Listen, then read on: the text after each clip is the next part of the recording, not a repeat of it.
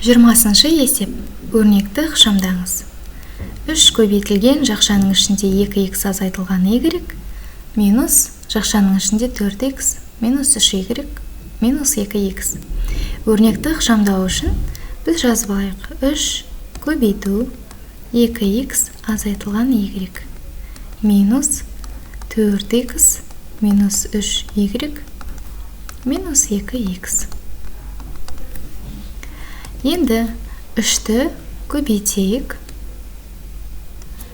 3 жақшаның сыртында көбейтіліп тұр, яғни ол жақшаның ішіндегі әр мүшесіне көбейтіледі. 3-ті 2х-қа көбейтсек 6х, 3-ті y-ға көбейтсек 3y, алдындағы таңбасымен минус 3y болады.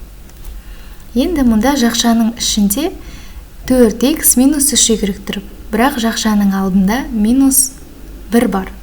Яғни минус 1-ді біз осы жақшаға көбейту керекпіз. Минус 1-ді 4х-қа көбейтсек, ол минус 4х болады.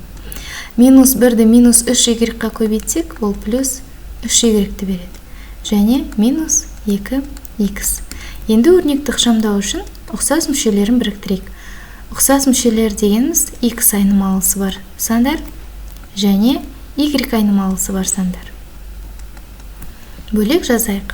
6х минус 4х минус 2х және минус 3y плюс 3y.